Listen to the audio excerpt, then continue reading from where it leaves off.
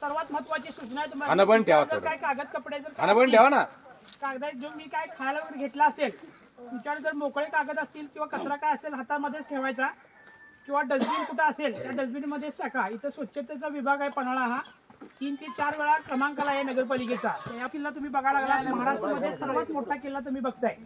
तर या किल्ल्याची जी समुद्र सपाटीपासून उंची आहे 3127 फूट. कोल्हापूरपासून हा किल्ला 700 फुटावरती आहे आणि याच्या पायथ्यापासून हा पन्हाळा जो आहे ती जी उंची आहे 300 फुटावरती.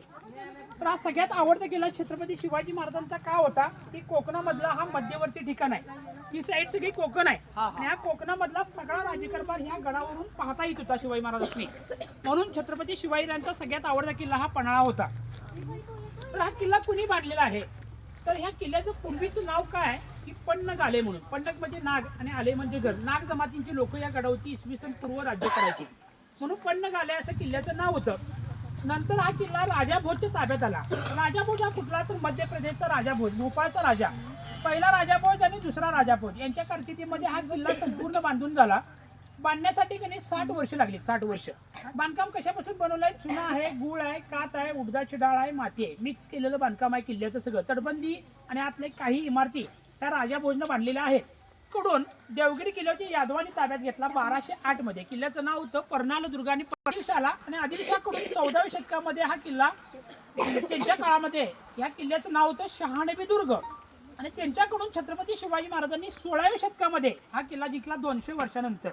ज्या वेळेला किल्ला जिंकायच्या आधी काय केलं की प्रतापगडानंतर जो ओरिजिनल चेहरा आहे तो अफजल खानच्या मुलग्यानं आणि फाजल खाननं हा बघितलेला होता शिवाजी महाराजांचा चेहरा. ज्यावेळेला प्रतापगडाच्या पायथ्याशी अफजल खानचा वध केल्यानंतर किल्ला जिंकल्यानंतर म्हणजे ज्यावेळेला वध केला आणि लगेच 18 दिवसात हा किल्ला संपूर्णपणा ताब्यात घेतला छत्रपती शिवाजी महाराजांनी. तारीख होती 28 नोव्हेंबर 1659. ज्या वेळेला किल्ला जिंकला आणि लगेच 2 महिने गेले आणि पन्हाळगडाला सिद्धीजवळनं वेढा टाकला. संपूर्ण पन्हाळगडाला वेढा होता. 8.5 किलोमीटर तटबंदीच्या बॅकसाईडला संपूर्ण असा वेढा होता. शिवाजी महाराज गडावरती अडकलेले 4.5 महिने झाले तर वेढा हटण्याचं चिन्ह दिसत होतं. म्हणून छत्रपती शिवाजीराजांनी काय केलं त्या सिद्धीजवळला कसं तरी फसवायला पाहिजे म्हणून छत्रपती शिवाजीराजांनी जो पॉईंट तुम्ही आता बघून आला सज्जाकोठी त्या ठिकाणी मिटिंग चालू केल्या आणि मिटिंगमध्ये हजर होते बाजीप्रभू देशपांडे, पुलाजी प्रभू, हैबतराव बांदल, संभाजी जाधव, विठोजी काटे, रावजी बांदल, बहिरजी नाईक सगळी लोक त्या ठिकाणी होती. निर्णय घेतला इथून विशाळगडला जाण्याचा. त्यावेळी आदल्या दिवशी छत्रपती शिवाजी महाराजांनी एक खोटं पत्र पाठवलं सिद्धीजवळला की आम्ही शरण येतो असं सांगण्यात आलं आणि ज्यावेळेला ते वाचलं त्यावेळेला तो गाफील राहिला की शिवाजीराजे स्वतः शरण येणार आहेत. गाफील राहिले. काही तिने हालचाल केली नाही म्हणून छत्रपती शिवाजीराजांनी एक डुप्लिकेट बनवला. त्याचं नाव शिवा काशीद.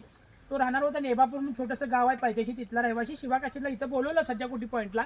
तिथे सगळं ट्रेनिंग दिलं. जे काही गोष्टी सांगितल्या गुप्त बातम्या आणि एका पालखीमध्ये बसून ती पालखी प्रतिशिवाय म्हणून गंगाधर पंत म्हणून जे वकील होते त्यांच्या सहाय्याने ती पालखी प्रतिशिवाय म्हणून पाठवण्यात आली आणि दुसऱ्या वाटेने छत्रपती शिवाजींची पालखी घेऊन बाजीप्रभू देशपांडे इथून निघून गेले. 45 किलोमीटर केल्यानंतर घोडखिंड नावाची जी खिंड आहे ती बाजीप्रभू देशपांडेने जाऊन अडवून धरली. राजेशने सांगण्यात आलं की लाख मेलं तर चालतील करा लाखांचा पोशिंदा जगला पाहिजे. तुम्ही विशाळगडला जाऊन पोचा काहीतरी खून दाखवा कारण का शत्रू आपल्या पाठीमागे आलेले आहेत. त्या शिवाकाशीला मारलेलं होतं आणि त्यानंतर शिवायांचा पाठलाग चालू केला. त्यावेळेला 300 लोक घेऊन शिवाजी महाराज विशाळगडला पोहोचले. तर विशाळगड जिंकणं पण सोपं नव्हतं. तिथे सुर्वेराव सुर्वेंचा आणि दळवींचा वेढा होता. तो वेढा फोडला सर 13 जुलै 1660ला आणि विशाळगड जिंकला. पूर्वीचं नाव आहे खेळणा म्हणून नंतर जिंकल्यानंतर विशाळगड नाव दिलेलं आहे. 5 तोफेंचे आवाज दिले. मुंडा दरवाजा मार्गे झुंजारराव पवार म्हणून तिथले किल्लेदार होते. त्यांच्यानंतर ते 5 तोफेंचे आवाज ऐकले कोणी तर बाजीप्रभू देशपांडेंनी खिंडीमध्ये लढत असताना प्राण सोडले. त्यांच्या रक्ताने ती पावन झाली म्हणून तिला पावनखिंड नाव पडलं. चालत जाण्यासाठी आपल्याला 3 दिवसाचा प्रवास आहे. त्या लोकांनी एका रात्रीत गेलेले होते. लोक तशी चालणार होते म्हणून चालू शकलेले आहेत. त्यावेळेचा एक माणूस एका वेळेचं जेवण 20 ते 25 भाकरी खाणार होता. एका वेळेचं जेवण आपल्याला एक चपाती जात नाही. ते लोक तशी होते दणकट म्हणून स्वराज्य निर्माण शिवाजी महाराजांनी केलं. 300हून अधिक किल्ल्यावरती शिवाजी महाराजांनी राज्य केलेलं आहे. तर आता जो तुम्ही स्पॉट बघून आला त्याचं नाव आहे सज्जाकोठी. सज्जा म्हणजे गॅलरी, कोठी म्हणजे इमारत. पूर्वीचं नाव आहे सदर ई महल. सदर म्हणजे बैठका. छत्रपती शिवाजी महाराजांच्या आणि संभाजी महाराजांच्या गुप्त मिटिंगाचं ठिकाण होतं ते सज्जाकोठी. छत्रपती संभाजीराजे शिवाजीराजेंनी पन्हाळगडाचा राजकारभार सांभाळण्यासाठी संभाजीराजेंनी त्या इमारतीमध्ये नजरकैदेत ठेवलेलं होतं आणि लास्ट भेट शिवाजी महाराजांची आणि संभाजी महाराजांची 13 जानेवारी 1680ला सज्जाकोठी पॉईंटला झालेली आहे. त्यानंतर कधीही भेटले नाही शिवाजीराजे आणि संभाजीराजे. ज्यावेळेला छत्रपती शिवाजी महाराजांचा मृत्यू झाला रायगड किल्ल्यावरती ती बातमी सरसेनापती हंबीरराव मोहिते यांनी संभाजीराजांनी कळवली की शिवाजीराजांची डेट झालेली आहे. त्यावेळेला संभाजीराजे इथून रायगडला गेले आणि रायगडला गेल्यानंतर तिथं शिवाजी महाराजांचे सगळे विधी संभाजी महाराजांनी केलेले आहेत. परत पन्हाळगडावरती संभाजीराजे कधी आलेले नाही आहेत. तर हे गेले कुठं कोकणात उतरले, तिकडलं संगमेश्वर साईडला उतरले. ही बातमी कुणाला माहिती होती की मुकरब खानला माहिती होतं. की कशामुळे माहिती होती की गणोजी शिर्के म्हणून संभाजीचा एक सक्का मेहुणा होता. त्या संभाजीराजेने म्हणजे गणोजी शिर्केला वतन पाहिजे होतं आणि ते वतन त्यांनी शिवाजी महाराजांनी बंद करून टाकलेलं होतं, संभाजीराजांनी बंद करून टाकलेलं होतं आणि दिलेलं नव्हतं. म्हणून गणोजी शिर्केने काय सांगितले की संभाजीराजे रायगडवरती नाही आहेत, कुठल्याच गडावरती नाही आहेत, हे गेले कुठं कोकणात गेलेले आहेत आणि कुठं राहिलेत ते सरदेशांच्या वाड्यामध्ये राहिलेत असं सांगितलं गेलं. त्यावेळेला मुकरब खानला औरंगजेबनं काय केलं की 25,000 सैन्य दिलं आणि कोकणात साईडला पाठवलं. त्यावेळेला तुळापूर संगमेश्वरला सरदेशांच्या वाड्यामध्ये संभाजीराजांनी 15 फेब्रुवारी 1689 त्या ठिकाणी पकडले गेले. 40 दिवस त्यांचे हाल केले. 40 दिवस प्रत्येक पार्ट त्यांचा निकामी केलेला होता आणि ज्या वेळेला की त्यांचे शरीराचे तुकडे जे होते ते भीमा नदीमध्ये थोडेफार फेकले गेले आणि काही तुकडे असे म्हणजे विद्रूप टाकले गेलेले होते. आणि त्यावेळेला एक फरमान पाठवलं होतं की औरंगजेबनं की संभाजीराजांच्या तुकड्यासनी जो कोण हात लावेल की तिथं शिवाला कोण जाईल तर त्यावेळेला ते संभाजीराजांचे जसे हाल केले तसेच त्यांचे सुद्धा होणार असं सांगितलेलं होतं. म्हणून भीतीच्या कारणानं कोणी हात लावायला तयार नाही. त्यावेळेला महार समाजाचा एक माणूस होता गोविंद महार म्हणून. त्या गोविंद महाराजांनी संभाजीराजांचे तुकडे जे आहेत कुठं विद्रूप पडलेले आहेत, कुठं काय गेलेले होते ते सगळे गोळा केले आणि एकत्र करून त्या ठिकाणी धन दिलेली होती तुळापूर संगमेश्वरला. सर ज्यावेळेला धन दिली आणि धन झाल्यानंतर जी बातमी कळाली की गोविंद महाराजांनी ते तुकडे शिवलेले आहेत म्हणून ती बातमी गेली औरंगजेबकडे, फास्ट गेलेली होती. त्यावेळेला गोविंद महाराजला सुद्धा त्या ठिकाणी मारले गेलेले आहे, तसेच हाल केलेले होते गोविंद महाराजचे.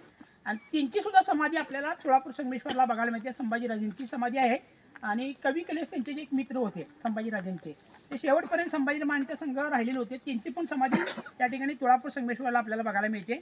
3 समाधी आहे, एक गोविंद महाराजची आहे, एक संभाजीराजांची आहे आणि कवी कलश यांची सुद्धा समाधी आपल्याला तिथं बघायला मिळते. त्यांचा जन्म आहे 14 मे 1657 पुरंदर किल्ल्यावरती संभाजी महाराजांचा जन्म झाला.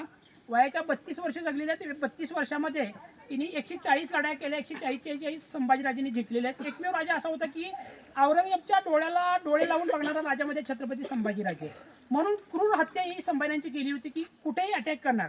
शिवाजी राजांचा कोणता गड जर घ्यायचा असेल तर प्लॅनिंग असायचं, 2 महिने प्लॅनिंग असायचं की हा किल्ला घ्यायचा आहे पण आपल्याला ते प्लॅनिंग करूनच घ्यायचं जायचं होता. तर तसं संभाजीराजे नव्हते, डायरेक्ट अटॅक करणार आणि किल्ला जिंकणार. म्हणून ते खटकलं औरंगजेबला आणि निर्णय घेतला की संभाजीराजांनी पकडण्यासाठी. सर वयाच्या 32 वर्षापर्यंत जगलेले होते. वयाच्या 9 वर्षापासून म्हणजे पाठीमागे जे 9 वर्ष आहे त्या 9 वर्षामध्ये तिने 140 लढाई केल्या. बुधभूषण हा संस्कृत मला पहिला ग्रंथ छत्रपती संभाजी महाराजांनी लिहिले होते. असे मोठे महान ग्रंथ जे आहेत ते 3 लिहिलेले आहेत संभाजीराजांनी. त्यापैकी सर्वात महत्त्वाचा होता तो बुद्धभूषण. तो रायगडवरती त्या ठिकाणी तिने लिहिलेला होता. त्यांचा जन्म आहे पुरंदर किल्ल्यावरती 14 मे 1657 झाला. 57 वर्षात ज्या वेळेला झालेला होता आणि 15 फेब्रुवारी 1689ला तुळापूर संगमेश्वरला संभाजी महाराजांची त्या ठिकाणी मृत्यू झालेला आहे. आता हा जो स्पॉट आहे याचं नाव आहे दुतोंडी बुरुज. 2 तोंडी बुरुज, दोन्ही साईडनं जाता येतं, उतरता येतं. हा वॉच पॉईंट आहे. शत्रू गडावरती कुठल्या बाजूने अटॅक करतात हे बघण्यासाठी असे बुरुज बांधलेत. हे जवळजवळ 15 ते 16 फुटाची रुंद भिंत आणि या भिंतीला 8.5 किलोमीटर असे संपूर्ण 50 बुरुज आहेत की टेहळणी कणाची. गडावरती शत्रू कुठून अटॅक करतात हे बघण्यासाठी असे बुरुज बांधलेले आहेत. त्यापैकी सर्वात महत्त्वाचा बुरुज आहे दुतोंडी बुरुज.